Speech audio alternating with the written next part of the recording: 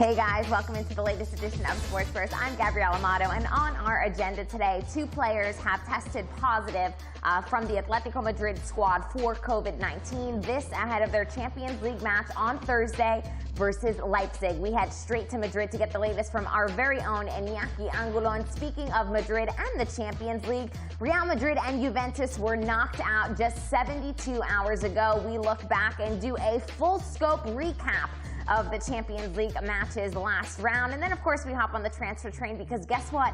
Inter Miami could be getting a World Cup winner. We also have an update on Kubo and Jadon Sancho deadline day. Sports First starts right now.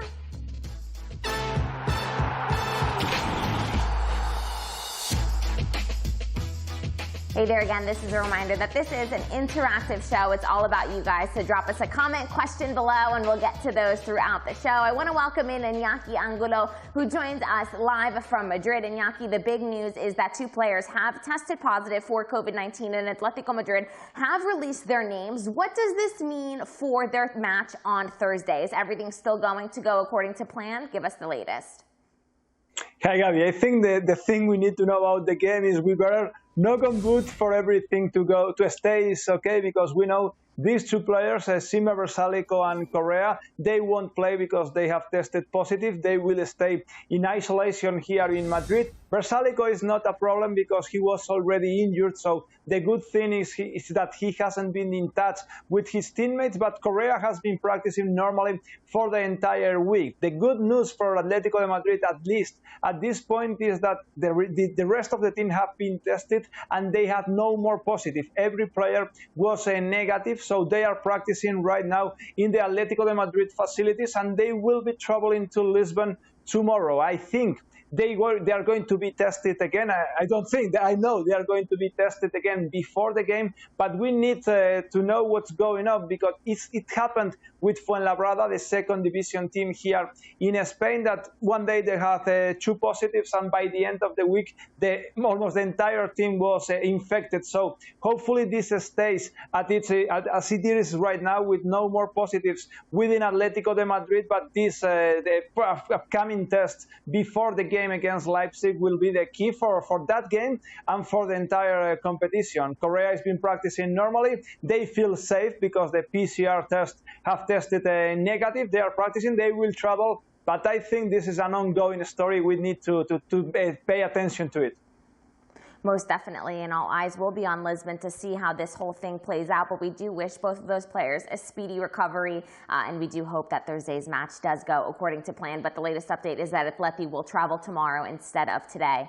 So that's the latest news. And sticking with Madrid, I want to talk about Real Madrid, Iñaki. Real Madrid knocked out of the Champions League by Manchester City.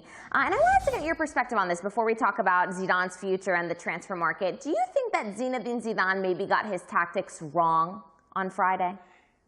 Yeah, I mean, more than the tactics, the reaction to the things that happened in the game. I think they played decent during the first half.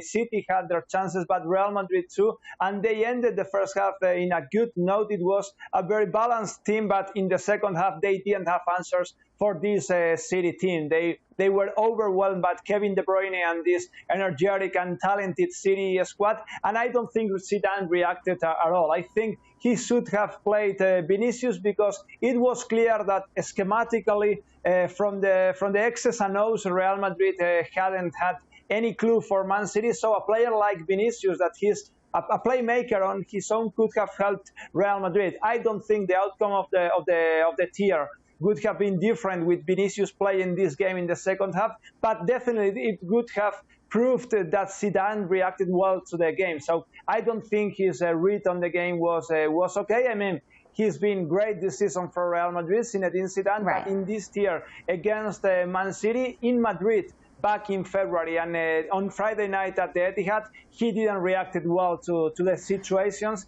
the game was bringing for Real Madrid, and that was one of the keys of Real Madrid elimination. I do think Man City is right now a better squad than Real Madrid. Real Madrid's moment in the Champions League is gone. Now it's PSG, Man City, Liverpool is knocked out. But I think they're a better squad than Real Madrid, and it was a glimpse of reality for Real Madrid in Europe. Yeah, it most certainly was, and we do have to ask, and I do have to ask, how Varane is being received in Madrid. Are people angry with him because obviously both of Manchester City's goals came as a result of really shocking mistakes by the defender who has essentially won it all. Are they forgiving him because of everything that he's given to this club, or is there still some animosity towards Rafael Varane? I mean, I can't speak from everybody, but I think people understand that this is a game of mistakes, that Rafa Varane has been a great defender for Real Madrid, and he will be a great defender for Real Madrid for many years. I know some people are pissed off with Rafael Varane, but I mean, the thing with this tier with Real Madrid is we've said that Pep Guardiola outcoached Zinedine Zidane, that Man City outplayed Real Madrid in both games, but football is sometimes so inexplicable that 3 out of the 4 goals of Man City came off tremendous mistakes by Real Madrid players. The 2 from Rafa Varane in the Etihad and 1 penalty conceded by Dani Carvajal in the first leg. So football sometimes you can't explain football, but I mean, Rafa Varane, in a situation like this, there are only 2 ways. You are done as a player, or you come stronger, you regroup yourself from it. And I think Rafa Varane is going to be in this group. After the game, his post-game interview was great. I mean, he recognized his mistakes. He put everything on him, and I think he's going to use it for the best of him. I think he has at least 5 good years ahead of him. And the soon he puts this in his back, he's going to be a great player again, like he's been for almost a decade. He's still younger than Virgil van Dijk, arguably the best center half in the world. So hopefully Rafa Varane will be back to be Rafa Varane, and he will live with this because it was a nightmare night for him. But I mean, I'm still on his bandwagon. Yeah, you're still on his bandwagon, and I think of Real Madrid, a lot of Real Madrid fans are still very much on the bandwagon also. Speaking of Zinedine Zidane, it was the first time as a manager that Zinedine Zidane didn't win the Champions League, which is an unbelievable stat. Of course, we never know exactly what is going to happen in the future, but Zinedine Zidane is expected to stay on, right? Iñaki, he's not going anywhere. Yeah, I mean, I expect him to stay because sometimes with Zinedine Zidane, it happened with him as a player. It happened as a manager in his first era in Real Madrid. It comes down to his decision, but yeah, he's going to stay in Real Madrid.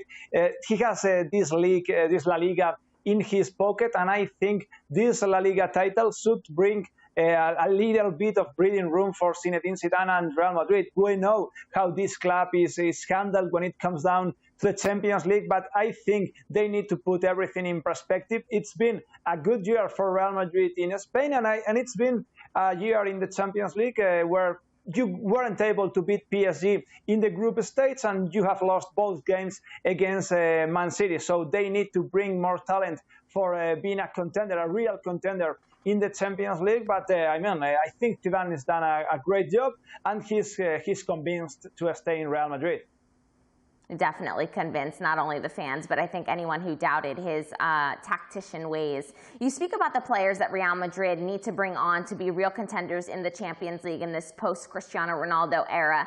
Is Paulo Dybala one that rings in your mind? The latest transfer rumor is that Real Madrid want to bring Dybala on for a swap deal with Isco and Toni Kroos going the other way. Now, we have read that Pirlo, Juventus' newest manager, is a huge fan of Isco. He actually said that Juve need a player like Isco to win the Champions League. And ironically enough, Zinedine Zidane didn't play Isco a single minute in that Manchester City clash. He started in the first leg, didn't play in the second leg. But is this a real rumor?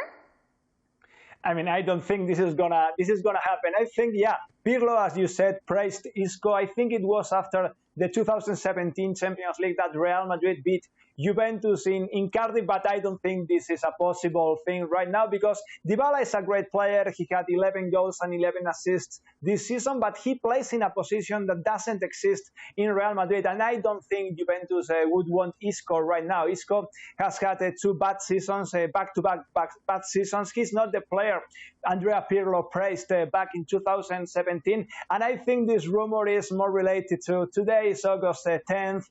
Andrea Pirlo has just taken over in Juventus. He said that I'm not saying the rumor is a lie, but I don't think it's going to happen. And as far as I know, Real Madrid, Dybala is not in Real Madrid's radar right now. But I mean, anything can happen in football. But if Juventus had advanced to the next round in the Champions League, we wouldn't be talking about Pirlo, and we wouldn't be talking about Dybala moving to Madrid and Isco moving to Torino.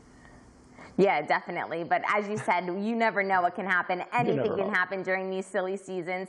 And we will be touching base with you, Iñaki, throughout all of the madness. Thank you, as always, for all of the information. Have a fabulous day. I want to welcome in Georgie Metellus, a little bit of G-Unit on this Monday. Georgie, you just heard the conversation that I had with Iñaki. We're going to recap the Champions League now with you. Real Madrid knocked out. You watched the match. Did you feel that Zinedine Zidane made some mistakes? Maybe not so much with his starting 11. The shock was Rodrigo starting. He did end up providing an assist, so I think he ticked the box there. But with the substitutions, that's really what stuck out to me. I mean, you needed a goal, and you brought on Luka Jovic. Georgie, give me your take on this. Well, we've been saying this for a long time, that Real Madrid don't have a reliable backup striker to bring on to help Benzema out in a situation like this. So that's not as much tactics as he just had to pick from what he had. That's all he had to help in the attack, to give Benzema some help as a striker. So there is that aspect of it. I thought Valverde should have started, especially against a midfield like Manchester City, which is fast, which is quick. You had a slower player in Modric, who's still very effective, obviously, but I think Valverde could have done better in the midfield to slow down, or at least try and slow down Manchester City in the game in that second leg. I know Valverde came on in the second half, but by then Manchester City was all over Real Madrid, and there was really nothing he could do at that point. The loss is more about Manchester City's power and Pep Guardiola's adjustments and tactics than a lack of Real Madrid talent or lack of tactical knowledge on Zidane's part. You have sometimes a team loses because the other team is better in every aspect, and that was the case there. So it's more credit to Guardiola and his squad than what happened with Zidane and his squad. Not only did Zidane maybe not make the correct substitutions, but he also made them very late. I mean, it was the 83rd minute. He changed Marco Asensio earlier on in the match, but it was the 83rd minute when he decided to take out Hazard and bring on the likes of Lucas Vazquez and Luka Jovic and Fede Valverde, which to me was simply too late. You said, and you're spot on in that they don't have a backup number 9 to Benzema. Besides the Luka Jovic, Mariano, of course, had tested positive for COVID-19, so he wasn't an option. But I would have liked to see Vinicius, as Iñaki had said. And the other topic I want to bring up with you, a lot of people, you're saying that Man City were simply better. But both of their goals came from huge mistakes by Rafael Varane. So were they really that much better? Mm-hmm. Yeah, they were, because the pressing and the pressure that Manchester City put on Varane and Manchester City created those opportunities. So, yeah, there were mistakes, and I know Iñaki mentioned the penalty in the first leg that Carvajal gave up, but that's because of pressure. If you put pressure on these defenders in the back line, a lot of times they go in your way. They lead to goal-scoring chances, and that's exactly what happened. So Manchester City was the better team. Even in the midfield, if you don't look at what happened with Varane and those two mistakes, even in the midfield, there were Cruz, Casemiro, and Modric, the three that started in the midfield, didn't have much influence in the game. They were being overrun by Manchester City's midfield. So from top to bottom, from the goalkeeping all the way to the strikers, Manchester City is a better team, and they deserve to win. And Zidane mentioned it. I mean, he said they won 2-1 both legs. So they were clearly the better team. But when you put pressure on that back line, you force mistakes in your favor, and that's what Manchester City did. Especially a back line that was missing their key man, Sergio Ramos, although Militao did do, well, better than Varane, that's for sure. I wanted the comment section here. Clayton Brown saying De Bruyne is the best player in the world after Messi. He showed it against Madrid. Clayton, that is a hefty statement, saying that he's the best player after Lionel Messi, but he really is something to watch. He was sensational against Real Madrid. Would you agree, George? Every time I watch Kevin De Bruyne, he's sensational. I think he might, but I don't think he's the best player in the world. I think there's Messi and Cristiano, and then you can say Kevin De Bruyne. You can put him in that. He might even be level with Neymar at this point. He might be. That might be the case. He could be. I mean, when he's not in the lineup for Manchester City, they're not a Champions League squad. They don't have that moxie going forward. But Kevin De Bruyne puts them over the top. He's very impressive. So on that same day, Juventus were knocked out of the Champions League by Lyon. We all know what played out over the next 24 hours in Turin. Maurizio Sarri was sacked. Pirlo was appointed manager. Cristiano Ronaldo net a brace, but it wasn't enough. So many talking points to get to in this one. First and foremost, a huge congratulations to Lyon. Before we get into Juventus, George, let's give Lyon the praise that they deserve. They gave PSG a run for their money in the Coupe de la Ligue final, and now they hold off a Juventus team to book their ticket to the next round of the Champions League. Props to Lyon. Yeah, Lyon does definitely deserve the props, that's for sure. And look, people forget that Lyon is a team that I know they didn't do well or as well as they would have liked in Ligue 1, but you mentioned they took PSG to penalty kicks in the Coupe de la Ligue final. They tested Juve. I mean, you have to give credit to Rudy Garcia for what he did tactically. What I like about Lyon, it's a young team that's fast. That's the thing that I think put them over the top. Look, Cristiano can't be stopped. But if you listen to the commentary when I was watching the game, they always mentioned slow. Juve was slow. They seemed to be slow. They just didn't have the pace to keep up with Lyon. And the fact that Cristiano was there to save Juve from making it worse. I mean, he almost by himself, as he's done many times before, almost got dragged Juve to the next round. So I have to give credit. You have to give credit to Lyon. Everybody's going to talk about Juve, but Lyon is going to get overlooked in terms of what they did tactically and the fact that they have a young, energetic squad that caused problems for the rest of the Juve Let's squad. talk about the Juve squad. You spoke about the fact that they're slow. I want to hit on Maurizio Sarri and the season that he had with Lyon. This was a manager that came in, and let's just put it bluntly, he tried to change the way that Juventus play. He tried to change their DNA, and it just simply didn't work. What's your take on what went wrong for them in the Champions League? Like you said, Cristiano Ronaldo wasn't enough. Not even his brace was enough to send this team through. And now it is worth mentioning also, George, that they didn't have Dybala 100% fit. He didn't start. He came on and he had to be substituted. So obviously they're missing a key piece also. But is this Sarri's fault? No, I don't think it's Sarri's fault. I think if you're going to implement a system, it takes time to develop that system, and it takes time to get players, to bring in players who can fit the system. And you can't do that in 1 year or one transfer market. And then with the madness of COVID, it makes it even tougher.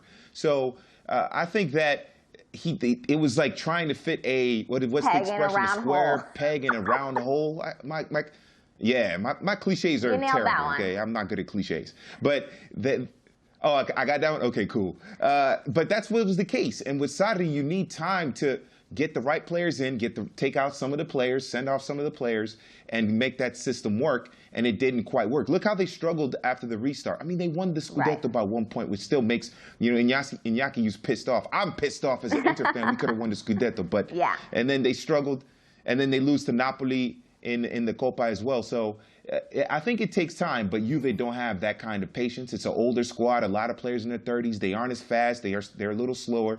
It didn't quite work out for them, and unfortunately, Cristiano couldn't drag them through to the next round. It was not enough, and of course, Sarri did get his marching orders. Pirlo has stepped up. There's a lot of debate. Is he ready? Is it too soon? But that debate we're going to have to save for the next day, because I cannot believe how quickly this time and this show is flying by. But that Pirlo debate we'll have in coming days for sure on Sports Burst. Moving on to the next day of the Champions League, Barcelona booked their ticket, 3-1 win over Napoli. For me, this was the Messi show, as it almost always is. But Messi dependencia really taking center stage once again. Yeah, and he had a goal nullified for a handball, which wasn't a handball. It went off of his chest and he scored. He should have had another goal. They should have had a hat trick. But it was Messi dependencia against a Napoli team it's not going to be in the Champions League next year. I know they upset Juve with the Copa, but this is what they were supposed to do. I wasn't surprised by the result. Messi tearing up that Napoli defense, some great passing through the midfield as well, as you might expect. So it was a good performance. Messi carrying the team as he almost always does.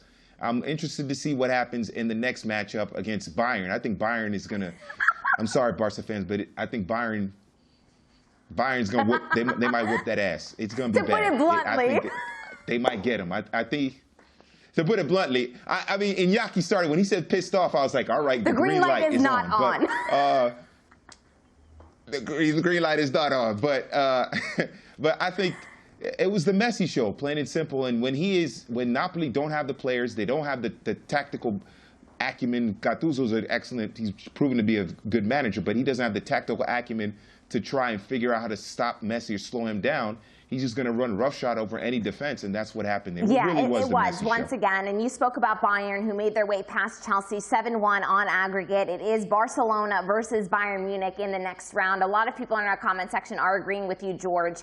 Steve Biambi saying Barca won't be able to handle Bayern. A lot of people saying that Bayern Munich, from what they have seen in that last round, and now that we're headed into the next round, Bayern are still the favorites for them. Who are the favorites for you? Oh, no question, it's Bayern. Yeah, Bayern is definitely the favorite. Lewandowski, if this whole COVID situation hadn't happened, he might be the Ballon d'Or winner. I know Messi and Ronaldo fans might get upset about that, but he has been magnificent throughout the season. The midfield is clicking. The back line is clicking. Neuer hasn't been terrible. He's been decent from the couple of games that I've seen. I mean, Bayern look like the favorites to win the entire thing. And if they do, it'll be a trouble because they won the DFB Pokal and they won the Bundesliga. What a year it would be for Bayern Munich and Lewandowski, who really does deserve the Ballon d'Or. Too bad it doesn't exist. And I'm just saying, wait until we see PSG in action against Atalanta, and then we'll revisit this whole favorites conversation. Let's hop on the transfer train, George. The big news that just broke just before we went to air, so I do want to give you guys this latest news. Jadon Sancho, the deadline that Borussia Dortmund gave Manchester United to make the move was today.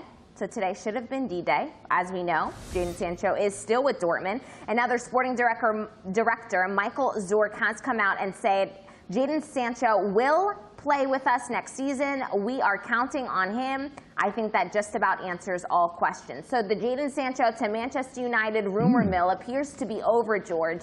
Is this shocking to you? Is this bad news for Manchester United? Is it perhaps a blessing in disguise for both parties? What's your initial reaction to this news? My initial reaction is this is not over yet. Okay, they made a deadline, but the transfer window is still open, which means Manchester United can come back with a deal that Dortmund might like, and then next thing you know, Jadon Sancho's heading to Old Trafford. So my initial reaction is, okay, they made a deadline, but the transfer window is still open. If United really want the player, they might make a move. I would not be surprised in a week and a half they announced the transfer of Jadon Sancho to Manchester United. I don't think this is over yet. I think this is just about over. I think Manchester United missed their window. Michael Zorc is saying we're planning on him staying. He did put pen to paper on a secret contract extension that reportedly happened last summer until 2023. So interesting things going on behind the scenes. But as of now, guys, Jadon Sancho looks to be staying put at Dortmund. But like George says, anything can happen, and we're usually always lied to. So that's just the truth. Also breaking news just before we went to air, Real Madrid putting out a statement that Kubo has put pen to paper on a new loan deal to Villarreal. And Villarreal also making other news. They're picking up 2 other players from Valencia, which we'll get to in just a bit. But this is a great move for Kubo. Oh, yeah, I like it. I like it a lot. He's going to get playing time at Villarreal. We know he is a first division player. He was part of the Mallorca squad that got relegated.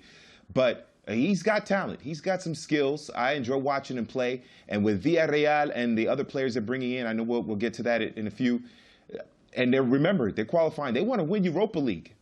That's their key. They finished 5th. They want to win Europa League, so they're enforcing the squad. You bring in a young attacking player, energetic, going forward.